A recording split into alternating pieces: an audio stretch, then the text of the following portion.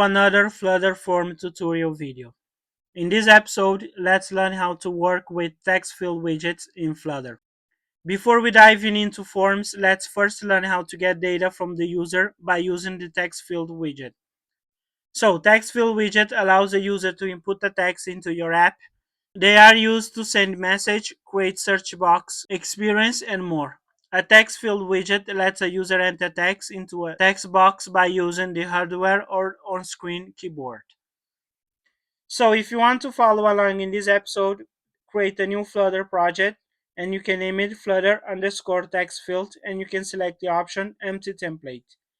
Inside of it, create a new subfolder inside of this lib folder, name it page, and inside of this page we'll create a new file and this will be TextField underscore page dot dart. So here, let's create a stateful widget. So changing the name right here to be TextField page. The idea is to create a stateful widget, so when the user input the text, we want to display the text back to the user. So here, let's create a page by using the scaffolding widget. So call the scaffolding widget right here. Let's define the app bar property and also the body property. For the app bar property, we'll define the title and also add the background color and the foreground color. So call the app bar widget. The title can be a constant text. And here for the text, we can call this a text field widget.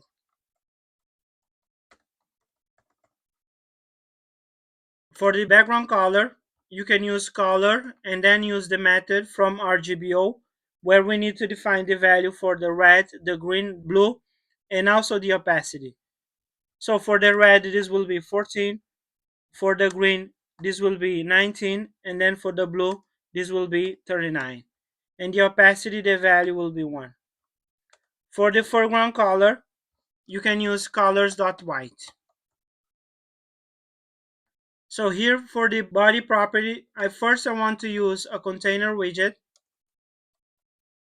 so we can get access to the margin property. So here for the margin, you can use agiliset.symmetric name constructor.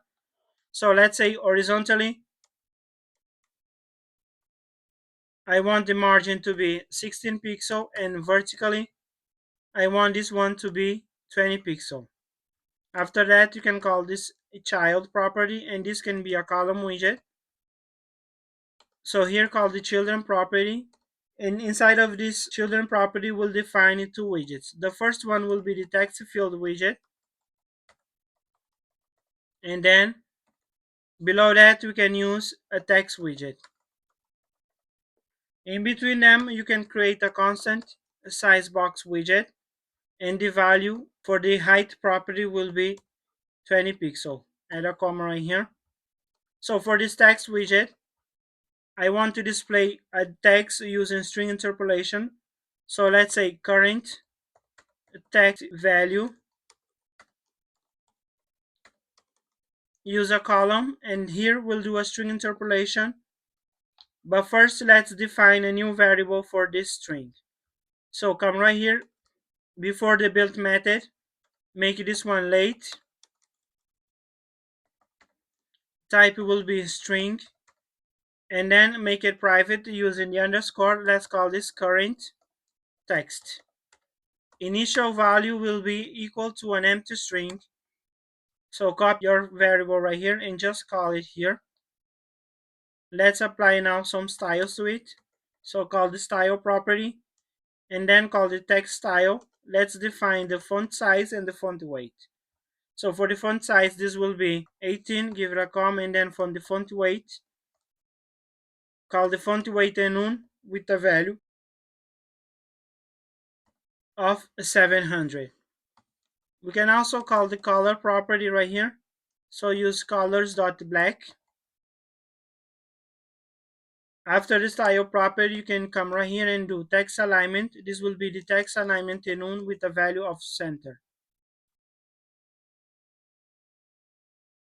So now let's call our text field widget.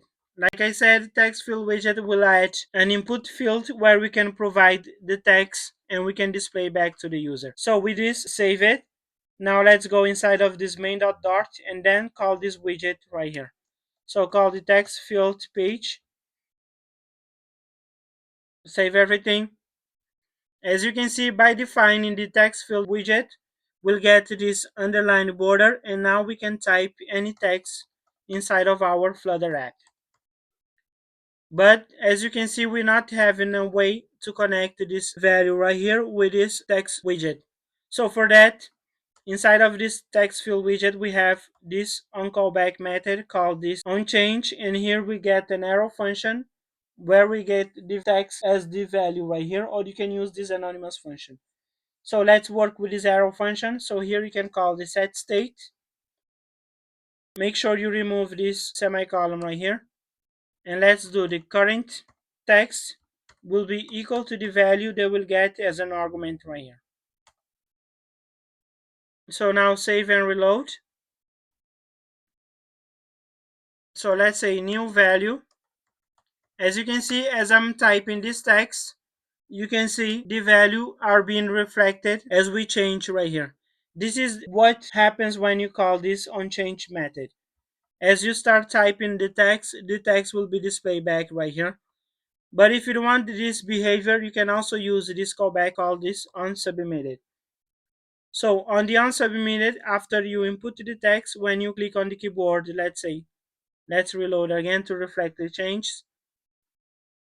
Let's say this will be new text value. When you click on the enter, you will see right here the value will be reflected. So with this property defined, now let's see how we can customize our text input field. So for that, you can call the decoration property. You can call this class input to decoration right here. The first thing you can do is change the border. So you can call border, and you can use right here the outline input border. By defining this border, this will add a border all around your widget. If you hover over it, you can see you can provide the border side where you can provide the width and the height, and also using the border radius to make this border corner being rounded. We can also have this other property right here for this max lane. This will allow you to make this input field to become a text area. So let's say the value will be 4. When you save, you can see this will become bigger. But you also have the minimum line. This can be 1. So now the behavior will change. As you type more text inside of this text area, you will see the size of your input text field will increase. So inside of this input decoration class, we also have the icon property. When you call this icon property, you can call the icon widget. Let's say the icons will be search. So icons.search. So now when you save, you will see the icon will be added before this input text field. If you want the icon to be added inside of it, but before the text, you can call the prefix icon, and this will add it before the text. And you can also have the suffix icon, so you can add the icon after this input text. We also have right here the label. You can provide a widget, or you can use right here the label text, and this will take a string. Let's say the label will be search. So now we see we have a label right here for the search. If you hover over it, you will see other properties that you can use. So play around with these other properties so you can see all the behavior and all the customization that you can apply to your text input fields. So now let's say we don't want to apply this decoration. In fact, we want to remove all the decoration. So for that, you can call the decoration property with a value of null, and this will remove all the decoration. If you want, you can wrap this widget with a container widget, and then you can call the decoration property for the container widget, call the box decoration. So let's add a color. Let's say colors.amber, and this will add a background color for your input text field. If you want to increase the width or the height, you can call right here the height property. Let's say we want this to be 40 pixel, and this will increase the size. You can also apply some borders to it, so call this border.all, And right here you call the weight, let's say 0.1 for the border, and this will add a border on around it. Let's increase the size 0.5 so it becomes more visible. You can also make the borders rounded by calling the border radius dot circular, and the value will be 9 pixel. As you can see, this is how we can make it more rounded. So you can increase the size by increasing the height.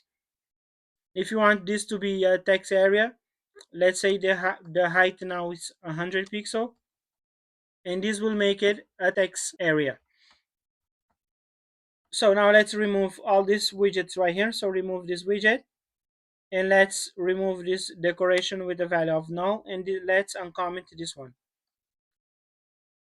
So now if you don't want to use this callback, but actually we want manually to handle this text input field, we have this property right here called this controller, and this will take a text editing controller class. So let's create a new variable of this type, text editing controller, and assign it to this controller right here. So you can come right here, call this late text editing controller, make this one private, and call this controller.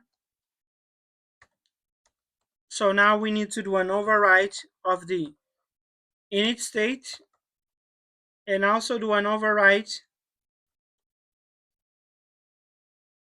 of the dispose method.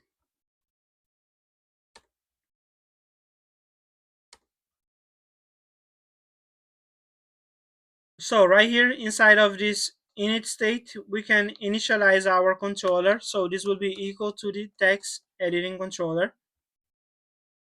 And now if you want to apply a default text value for your text field widget, you can use controller.text and then equal to, let's say, default text value. Add a semicolon right here. And if you want to dispose and free this resource, you can do controller dot the dispose method right here. So now to manually controller, copy this controller and assign it to your controller property right here. So now save everything, reload your app. You can see right here, this default text value is now being displayed. But now come right here, let's provide our own text. So for that, let's first of all comment this on submit callback method. So now instead of using this callback method, let's add another widget. Let's add an elevated button, and when the user click on this elevated button, we'll call our controller to get the value and display back using this text widget. So for that, you need to define this callback method right here, and then let's define also this child. This can be a constant text widget. Let's say the value will be search, and here you can call the set state, and then you do current text will be equal to the controller dot text property. So save everything. So now when you do right here new text value from controller, click on search, will get this text and display back to the user. So this is how we can manually work with this text input field. You define this controller right here, and this allows you to add the default value, get the current value, and also apply other customization or other actions to your text input field. So this is it for this video. This is how we can work with text input fields in Flutter. In the next video, let's learn how we can add a form. For that, let's learn how to work with form widgets in Flutter.